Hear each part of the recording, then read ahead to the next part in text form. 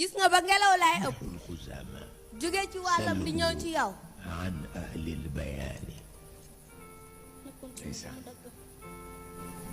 صل يا ربي عليه وعلى أهل التفاني آله الغر مع الأصحاب قاموا للطعان في سبيل الله حتى قدسوا كل مكان gis nga ba ngelaw lay ëpp jóge ci wàllam di ñëw ci yow dafay mel ne xetu ceeb lay àndaale waaye loolu ku yàlla mayul nga xam ko dëgg doo ca mën a wax lu sore waaye boo ko bëggee laaj ñu ni la lu ñuy yëg la waaye du lu ñuy wax ndax lu sa éloquence rëy sax du la ci génnee gis ngeen gannaaw bi nu wuyoo nax nu awlaadu tijaani benn yitte rek moo ñu war te mooy ñu nekk jàmbaaru tijaani yi ndax num ñu mënee sa waar wa noonu lam ñu mënee sa daara ja moo tax Serigne Moustapha Sy di wax ni bu ñëpp indee fukk moom mu indi kenn te ku nekk war na jàpp ni yow la war a doon sët sama man de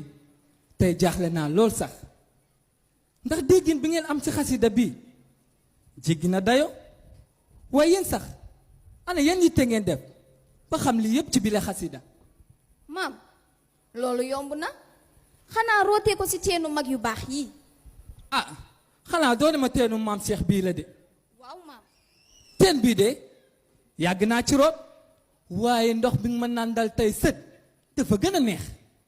teen bi de fii nañu ko fekk waaye jamono gu ne ndox ma dafay gën a neex kon nag yeesu war na ma duma def lu dul tànk ndoxu teen bii te nàndal seen maam Serigne Cheikh a ko wax ko am sa turandoo yaa am sa turandoo ndeysaan waaye bu may wax ndax lu awlaadu tijaani Serigne Cheikh taxul suñu góor gi a tax ndax nag budul moom duñu kenn budul moom duñu leen budul moom lii yëpp jaroo ko waaw boroom éloquence bi kan la kii di wax ngay yëg ni yàllaa ko may dégg kan la ma ne samay sët